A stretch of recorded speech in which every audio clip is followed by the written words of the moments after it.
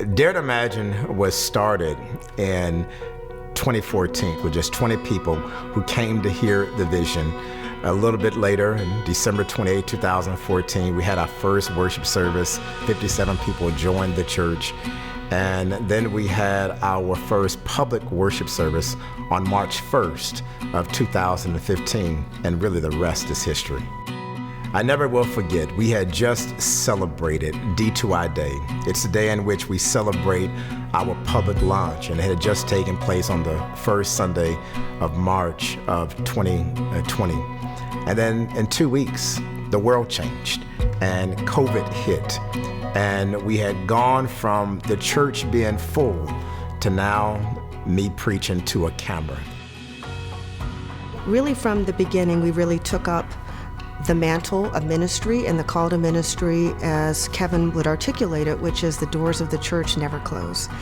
We may transition, we may adapt, and we did, to the climate that we were all living through and continue to live through and the challenges that it posed, but the church always remained open. I would say we never closed, but we adapted.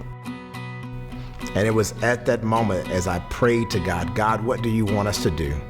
And while many churches were closing, God said to me, keep the doors open. We provided food for them, and we gave away food, and we gave away money so that we could help to bless people. And we used Zoom, and we used Skype, and we used other platforms to stay engaged. That, of course, was a challenge, I think, for some folks to really embrace the concept of the church not closing.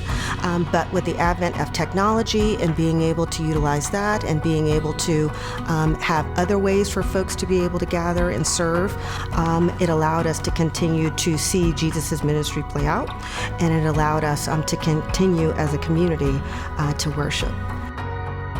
We knew that this season required for the church to not think outside the box, but now to think as if there is no box. We first had a parking lot, a communion service, and Praise in the Park has been our hybrid way of really connecting through worship with our communities. Praise in the Park allowed us to bring worship literally outside, and folks would set up tents, set up their soccer chairs, set up their blankets, and just gather and receive and participate in worship. We had everybody to download our app. We turned it into a huge event, but it really gave them access to all of our content, from Bible studies to sign up for iGroups to calendars, etc. It was all right there. And I would dare say that what helped to save Dare to Imagine in the midst of COVID-19 was that little app. That app not only helped people to keep giving, but it helped people to stay connected to their church, and it allowed for people to know that through technology that they're connected to God, their pastor, and their church.